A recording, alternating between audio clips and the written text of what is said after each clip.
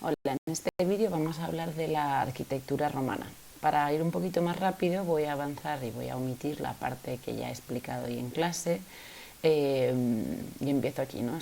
Lo último que estábamos hablando era de los materiales que utilizaban, ¿no? Y de que muchas veces de una forma más práctica hacían muros rellenos, ¿no? O al revés, o sea, como una parte exterior de ladrillo o de piedra, que podían ser sillares rectos o mampostería, ¿no? Aquí estas piedras irregulares que se rellenaban de opus caementicum, ¿no? Y hacían un muro más grueso y sólido. En algunos casos sí que se podía hacer un muro directamente solo de piedra, pero realmente el coste de esto hace que la tendencia sea a optar por opciones más rápidas y más baratas. Recordad que los paramentos, ¿no? Hace referencia en general como a los muros, y entonces existían, como estaba en los romanos, como todo, ¿no? Lo tenían como muy protocolizado, ¿no? Entonces, según el aspecto exterior que tenían los muros, tenían un nombre. Tampoco los tenéis que saber, pero podéis ver, ¿no? que incluso descubren que se puede hacer un dibujo, ¿no? Entonces en espiga, ¿no? Spicatum, nosotros lo llamamos en espiga, pero ellos la llaman en espina de pez, pero nosotros la llamamos en espiga por eso.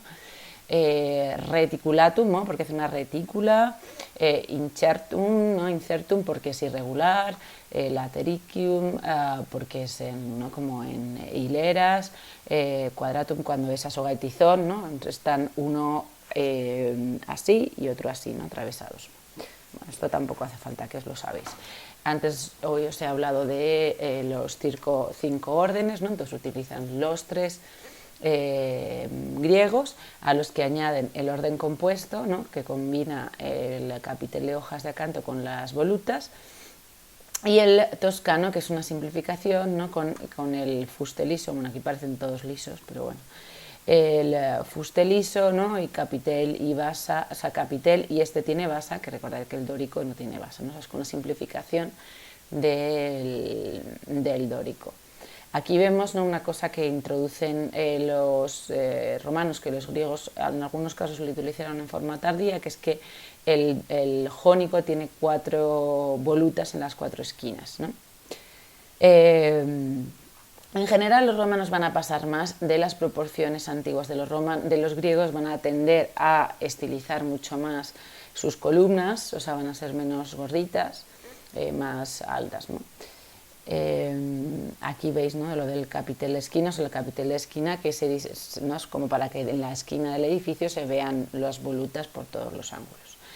Una cosa interesante que también hacen los romanos, ¿no? Como os he explicado, que ya ellos aprenden a combinar el uso de la estructura dintelada con el arco de medio punto, un elemento arquitectónico que se ve muy a menudo y que es muy fácil de reconocer como romano es la combinación de este arco de medio punto dentro de una estructura dintelada. O sea, hay una estructura recta con las columnas y dentro se inserta el arco, ¿no? Entonces es una construcción más fuerte, esto se usa mucho para diferentes pisos, se van cambiando los órdenes de las columnas según el piso, y permite este juego estético entre lo curvo y lo recto, que es típico de la arquitectura romana. Los romanos, ¿no? Manejan mucho, y sobre todo cuando más avanza su arquitectura, manejan mucho el uso de las bóvedas. Entonces la bóveda de cañón, que es la proyección de un arco de medio punto, si os fijáis aquí, esto lo van a utilizar mucho, aligeran la bóveda haciendo estos casetones, ¿no? Estos casetones son como estos huecos que pueden ser cuadrados o octógonos, como que van haciéndose más profundos. Entonces es una forma de aligerar la estructura de la propia bóveda, ¿no? Entonces esto lo utilizaban, lo hacían con hormigón, una estructura por dentro de madera, ¿no? Y entonces se hacía como un armazón y se tomaba la forma adecuada, ¿no? Era rápido, barato, ligero. Y en general, una de las cosas que os expliqué al principio cuando hablamos del uso de la bóveda y el arco y las estructuras adinteladas es que permite una luz, o sea, la luz es la distancia entre este punto del arco y este, mayor, ¿no? Sin que haya nada, un elemento sustentante, sin que tenga que haber una columna. Entonces lo utilizaban mucho en espacios ¿no? en los que se reunía mucha gente, en las termas, en las basílicas, ¿no? En los tipos de las bibliotecas, ¿no? Los tipos de edificios así que buscaban albergar a mucha gente, entonces permitían, ¿no? como un espacio diáfano, amplio, sin columnas de por medio.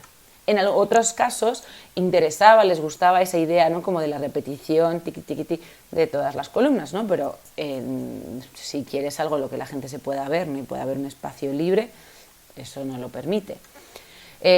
Los romanos van a ser los grandes desarrolladores de las cúpulas, ¿no? o también lo podemos llamar, ¿no? una bóveda de media naranja. Consiguen hacer cúpulas muy grandes que nunca se habían conseguido antes, ¿no? con una luz muy grande, a base de, sobre todo basándose en sus estudios de ingeniería, en trabajar con materiales ligeros, ¿no? Entonces, por ejemplo, esta es la bóveda del Panteón de Roma y entonces lo que hacen es una estructura que es mucho más gruesa por la base que por los bordes, ¿no? Siempre son como dos cúpulas, una exterior y una interior, ¿no? Pero entonces se va aligerando hasta que tiene aquí este culo final y de nuevo veis lo de los casetones, en este caso los casetones son cuadrados, ¿no? y eso le da más ligereza a la estructura, aparte de que le crea una estética especial, ¿no? muy fácil de identificar.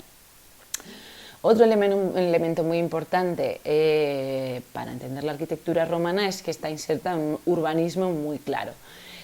Cuando los romanos fundan ciudades, y fundaban montones de ciudades, si eran unas ciudades nuevas, ex novo, lo que hacían era que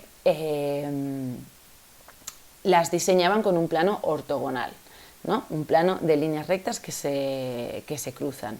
Esto se basaba en sus campamentos, ¿no? lo que os he explicado de que los romanos se basan en una cultura bélica, ¿no? de constante conquista y por lo tanto de soldados en campaña todo el rato, y entonces esto les permite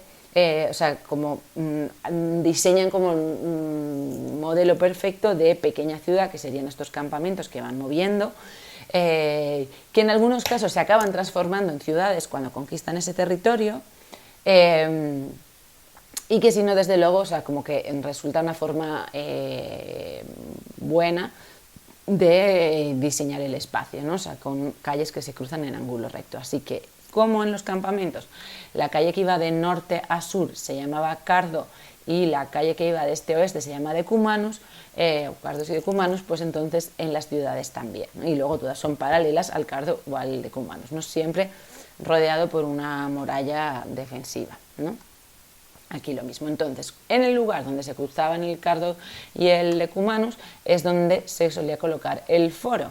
En la antigua Grecia se llamaba el ágora, ¿no? esa plaza central en la que solía haber como un pórtico alrededor, unas columnatas, y en Roma se llama el foro, ¿no? También normalmente está porticado por los lados y en el centro hay un templo, o en los foros de Roma pues hay mogollón de templos, ¿no? Al lado está el mercado y en las cercanías estaba el teatro, y si ya era una ciudad un poquito más grande pues estaba el teatro y el anfiteatro también por la zona. Y aquí tenemos las diferentes manzanas, algunas estarían ocupadas por estos edificios de los que os hablaba hoy en clase, de varios pisos, que son las ínsula, en estos edificios de apartamentos, y podían ser también casas particulares, ¿no? las domus, que eran normalmente casas de un piso o dos pisos alrededor de un patio central. Y también por aquí estaría, normalmente como estaban bastante cerca todos los edificios públicos, pues si había una biblioteca, muchas veces la biblioteca estaba unida a los baños públicos, era muy importante. Esto es hoy os hablaba, ¿no?, de lo impresionante que es la ciudad de Pompeya, porque pasear por sus calles es como pasear por una ciudad romana viva, ¿no? Bueno, esta calle que está en la fotografía no es la mejor, pero desde luego os hacéis una idea porque están todas las paredes, ¿no?, de todos los edificios, las calles empedradas, y esto, si os fijáis, es muy interesante. Hacían estos eran los cruces, los pasos de cebra, porque ahí sí se inundaba, ¿no?, como a veces no en todas las calles había sistemas de alcantarillado o tal, entonces había estos pasos, ¿no?, para no mancharse con el agua de lo que hubiera, ¿no? O sea, estaba todo muy bien pensado siempre. Aquí veis, ¿no?, en el subterráneo, ¿no?, se diseñaba un sistema de cloacas que recogían, ¿no?, el agua sucia que se tiraba. Y eran tan inteligentes que en las paredes estaban recubiertas para evitar que el agua sucia, con restos fecales, se filtrara al agua, ¿no?, a los acuíferos, y entonces se enfermaran. Esto, que parece muy evidente, se olvida en la Edad Media, ¿no? Bueno, obviamente el foro por excelencia es el Foro de Roma, que realmente son los foros de Roma, porque bueno, había un foro antiguo, el foro republicano, pero a partir de Julio César, cada emperador, Julio César todavía no era emperador, pero es como el protoemperador, o sea, fue ¿no?, un cónsul que acumuló muchísimo poder, y era el padrino del primer emperador, Octavio Augusto. Se pone de moda prácticamente cada emperador un poco que se preciara va a construir su propio foro. Esto, entonces, ¿no?, van como añadiendo elementos al foro antiguo y en muchos casos cargándoselo. Entonces, vemos aquí, ¿no?, como los restos, los restos se pueden visitar, ¿no? Entonces vemos aquí la planimetría, ¿no? Aquí sería el foro de Julio César, con esta, ¿no?, vemos aquí la forma clásica todavía de rectángulo con los pórticos, y aquí el templo. Después el foro de Augusto, que todavía más o menos mantiene esa forma parecida, pero vemos aquí que aparecen estas exedras que se llamaban, ¿no?, como estos ábsides grandes a los lados, ¿no? Y luego ya tenemos el foro de Trajano, el foro de Nerva, ¿no? Ahí todo el mundo se lió a hacer foros. Bueno, entonces, bueno, en el caso del foro de Julio César, ¿no?, el templo que existe al fondo es el templo de la diosa Venus, ¿no?, y tiene este diseño clásico con los pórticos que muchas veces se utilizaban para que hubiera tiendas ahí. Y en el centro hay una estatua ecuestre, o había una estatua ecuestre de Julio César. Esto se iba a poner bastante de moda. Luego iban a desaparecer la mayoría de las estatuas ecuestres de época romana, que fue como algo típico. La mayoría desaparecieron, pero cuando la que sobrevivió, ¿no?, iba a tener una influencia muy grande cuando se encontrara de nuevo en el Renacimiento. Bueno, nos podíamos tirar hablando de los foros un siglo, pero bueno, para que veáis aquí, ¿no? Estas, en este caso, ¿no?, frente al templo de Venus, en el foro de Augusto, tenemos al templo de Marte, ¿no?, dios de la guerra, ¿no? El emperador Octavio Augusto, ¿no?, es el emperador como victorioso, que sale victorioso después de la Segunda Guerra Civil, y obviamente tiene sentido que honre al dios de la guerra. Y aquí tenemos estas dos exedras, ¿no?, que, si no recuerdo mal, se dedican en este espacio a bibliotecas, que era una cosa bastante común en la antigua Grecia y en la antigua Roma, ¿no?, construir bibliotecas públicas, sobre todo en Roma, se empieza a hacer mucho más, ¿no?, como una forma de acceso. Había bastante gente que leía, mucha más que luego en la Edad Media, y como los libros había que copiarlos a mano, no todo el mundo se lo podía permitir, ¿no?, era una forma como de ofrecer algo a la gente, porque estos foros los construían los emperadores con su dinero, que esto también es muy interesante, o sea, que era propaganda. Aquí, ¿no? Que ya, ¿no? Como con esta admiración loca que tienen los romanos a los griegos, hay unas copias de las esculturas de las cariátides del Erechtheion. Esto, la mayoría de las esculturas griegas que se conservan, y las que hemos estudiado, el Doríforo, no sé qué, el con Dionisos Niño, realmente son todas copias que se hicieron los romanos, que se llevaron de Grecia y se hicieron copias, y esas son las que se han encontrado, las romanas. Se saben que son griegas, o sea, los modelos son griegos, pero eran copias que se hicieron después. Se copiaban mucho.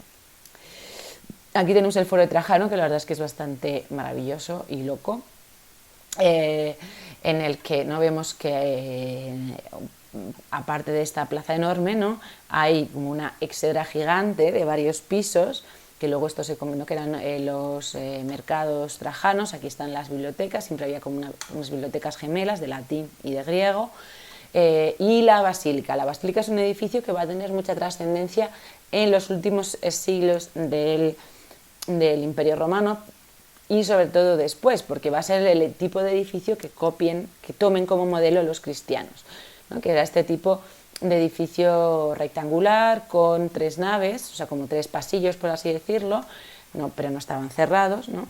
Y la nave central está más elevada, ¿no? Entonces tiene como este segundo piso de ventanas, lo cual permite una iluminación natural muy buena, ¿no? Una iluminación cenital, que es la de arriba. De esta, ¿no? También hay, Adriano hace una ampliación, bueno, no os voy a marear más con esto. Un ejemplo muy importante de las basílicas, de esto que hablábamos, es la basílica de Magencio. Lo que quedan son los laterales, sobre todo, ¿no?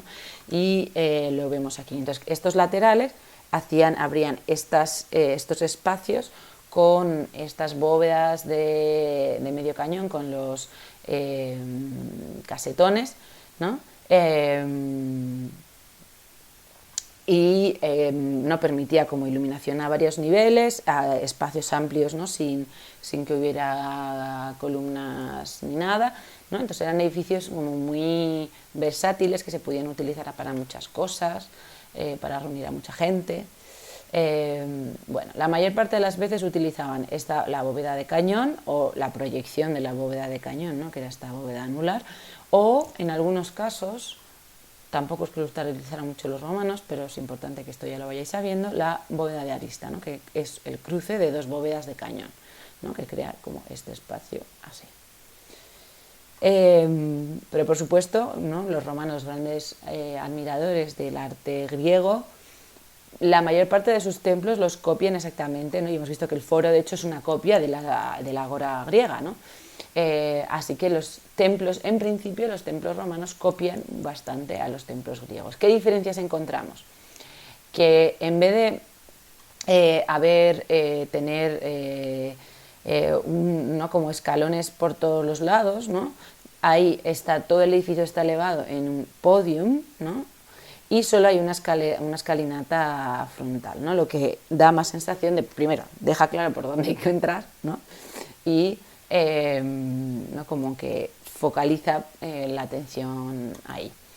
En este caso, ¿no? Este es el templo de Fortuna Virilis. Veis que es un templo que es pseudo-períptero. ¿Por qué pseudo? Porque las columnas están pegadas al muro, ¿no? No había demasiado espacio en este caso. Entonces, ¿no? Como no quieren hacer un templo in antis, ¿no? Pero entonces lo que hacen es como intentar mantener la sensación esta de todas las columnas alrededor en un cosito, ¿no? Como en un templo más pequeñito, ¿no? Mantienen la misma lógica que en los templos griegos, ¿no? Y también los actos hacia fuera y demás. Luego veremos que cambia cuando haya otro tipo de cultos. Aquí vemos otro muy famoso que se conserva muy bien en Francia, que es esta maison carrée, que literalmente significa casa cuadrada. En este caso, ¿no? Bueno, antes aquí veíamos que este era tetrastilo porque 1, 2, 3, 4 columnas al frente, este es hexástilo porque hay 6 columnas al frente, ¿no? En este caso, o sea, en general yo creo que los templos romanos para mí tenían como un poquito menos de gracia. eran, o sea, en el fondo eran, ¿no? Como al ser más estilizados, como que quedaban, y no tener el podio por todos los lados con escalones, como que quedaban como demasiado para arriba. Tienen como muy claro, ¿no?, cuál es la parte frontal, así que no tienen este opistódomo. Bueno, no son tan guays. Ellos sí que utilizan más el modelo de tolos que tenían los griegos, que vimos algún ejemplo en Delfos, ¿no? Este templo circular, ¿no? Este es muy famoso, ¿no?, en Roma, en los foros, el templo de Vesta, pero era relativamente común. Y más adelante se introduce, aparte del culto pagano a los dioses del panteón griego, se introduce el culto a los emperadores, el culto imperial. Todos los emperadores que se iban muriendo se convertían en dioses, y de hecho el culto imperial se vuelve obligatorio, que esto va a tener trascendencia para algunas cosas, ¿no? Entonces también el espacio y el tipo de edificio va a cambiar.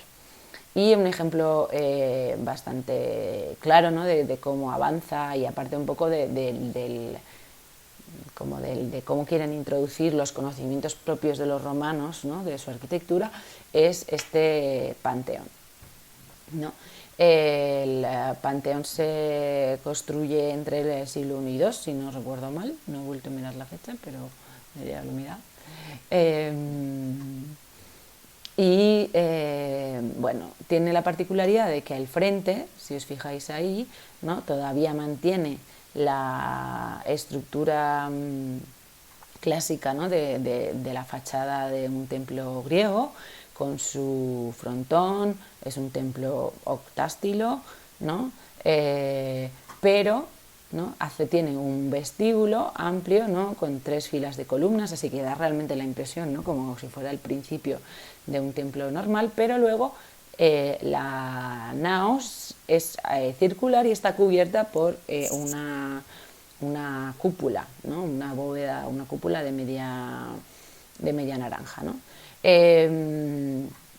Esto era una absoluta, ¿no?, como un logro arquitectónico brutal para la época, ¿no? Tiene como 100, no, perdón, 100 no, tiene como 40 y tantos, creo, metros de diámetro, no sé si lo dice aquí, ¿no?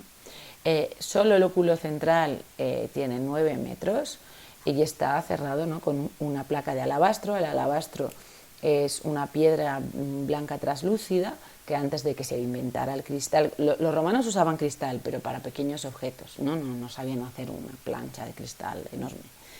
Entonces esto permitía, ¿no?, que pasara la luz, que creara una iluminación preciosa, no, sin que hubiera un agujero en el centro. Es interesante, ¿no?, cómo consiguen, se llama media naranja porque es totalmente media esfera, o sea, la altura de la bóveda, o sea, desde la base de aquí hasta arriba del óculo, tiene la misma distancia, es la misma distancia que el recinto, ¿no? Se utilizan materiales ligeros, ¿no? Se utiliza hormigón con este tipo de piedra volcánica pozzolana, que es muy ligera, entonces da solidez, da resistencia a la estructura, que se va aligerando, ¿no?, y entonces hace que no colapse por el centro, ¿no?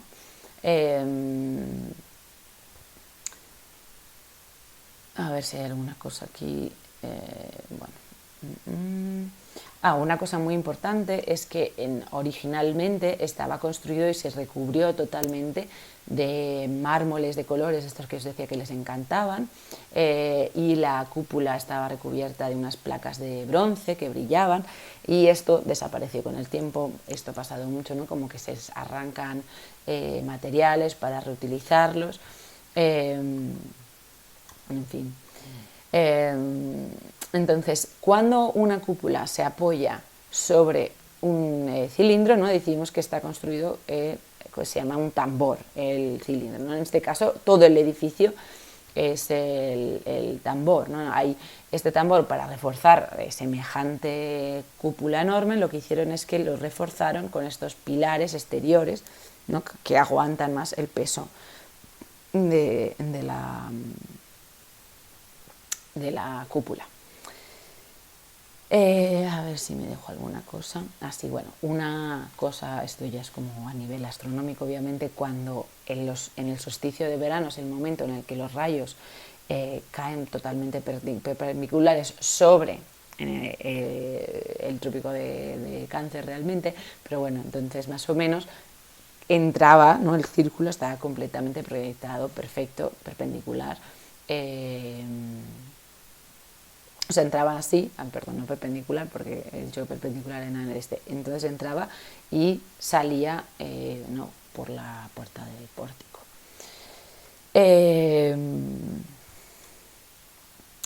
El interior, no la iglesia, o sea, este templo se ha conservado también porque se adaptó como iglesia, ¿no? Frente a los otros templos romanos que tenían el problema de que no estaban diseñados para que en el interior hubiera una ceremonia, este templo ya sí que tenía este espacio interior perfecto, entonces por eso se ha adaptado a una iglesia y se ha ido decorando, ¿no? En el Renacimiento, en época barroca, ¿no? No, ha habido muchos cambios, ¿no?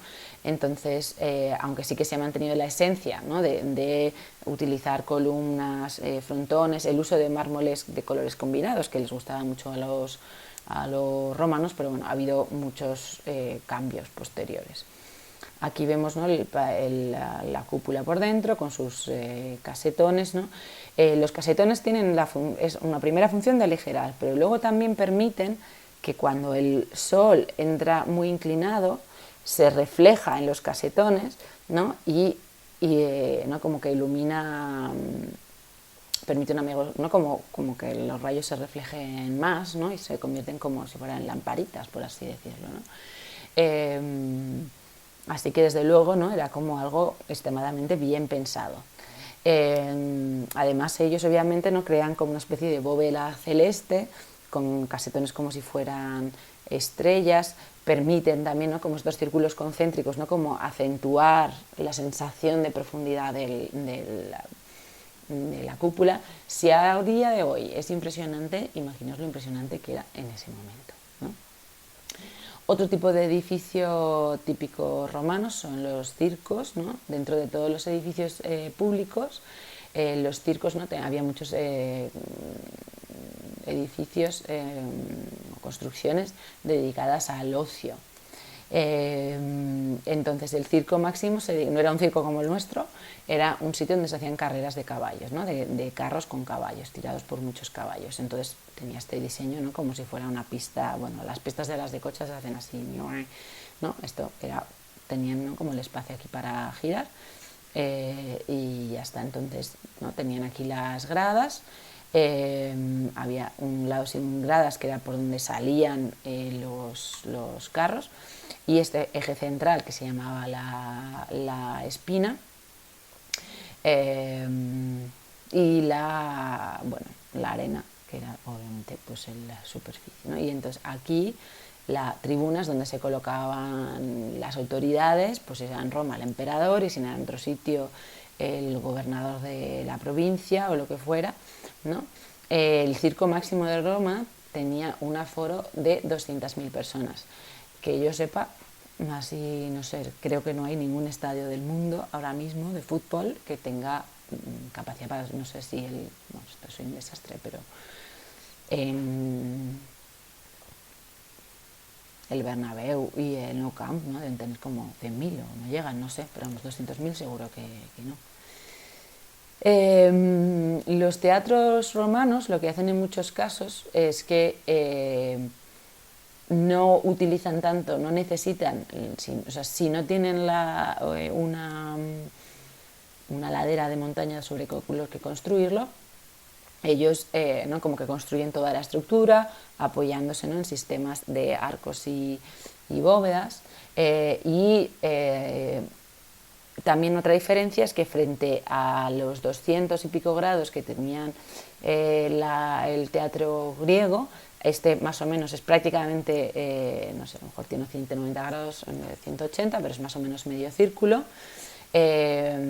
¿No? Entonces aquí tiene la orquesta que estaba para los músicos, la escena que era el escenario, ¿no? Y aquí está el front scenae, y el front scenae, ¿no? Era el fondo que tenía 2 pisos o incluso podía tener 3 en algún teatro, dependiendo de lo importante que fuera, ¿no? Normalmente con 2 órdenes de columnas diferentes. Bueno, entonces ahí se podían poner algún tipo de decorados, iluminación y demás, ¿no? Y aquí tenemos luego todas las gradas. Es muy interesante, fijaos cómo las salidas, ¿no? Para salir de aquí y evacuar el edificio se llamaban vomitorium, ¿no? Era como que vomitaban a la gente. Bueno, aquí veis mejor el Franz Eskenay. Bueno, en este caso los dos tienen orden corintio, pero en muchos casos cambiaban de orden arriba y abajo. Y luego tenemos los anfiteatros, ¿no? Que son los que se cierran, que tienen realmente una estructura elíptica. El más famoso de todos es el Coliseo de Roma, ¿no? Los anfiteatros, si los teatros se dedicaban a hacer teatro, ¿no? Dramas, comedias. A los romanos les gustaban más las comedias que los dramas. Los anfiteatros se dedicaban a espectáculos varios, a espectáculos de gladiadores, de lucha de gladiadores con animales, a las cosas estas más locas que son las naumaquias, que eran batallas navales, llenaban de agua y metían barcos y hacían batallas navales, en general, ¿no? Como espectáculos locos y muy violentos. Entonces, bueno, el más famoso y el más grande que se construyó es este Coliseo de Roma. Veis, ¿no? En la parte exterior cómo tiene, ¿no? Estos sistemas de varios pisos de arcos los unos sobre los otros que se combinan a su vez, ¿no? Dentro de una estructura adintelada. Lo que también me impresiona mucho es cómo toda la arena central tenía un sistema de subsuelo en el que había galerías, había pasillos, había, ¿no? Como espacios para guardar a los animales, para, ¿no? Conducir el agua, ¿no? Para estos rollos de las batallas navales, ¿no? Entonces luego tenía como un suelo, o sea, todo súper bien pensado. Entonces, obviamente también para llegar aquí pues había todo un sistema de pasillos para llegar a las gradas. Las gradas obviamente estaban muy diseñadas, ¿no? Para los diferentes tipos de público. La gente más rica iba abajo, los más privilegiados de todos, ¿no? Cercanos al poder en la tribuna, y arriba del todo los más pobres, los esclavos, incluso alguna vez, ¿no? Las mujeres arriba del todo. Así que si eran miopes iban listos, pero bueno, leían mucho menos que nosotros y no tenían pantallas, así que no era, yo creo que la miopía no debía ser desde luego un problema como el nuestro, ¿no?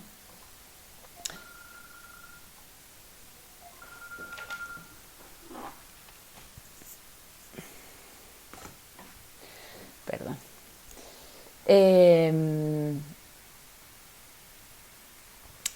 Aquí ves en la parte exterior bueno, cómo se ven los 3 niveles originales, ¿no?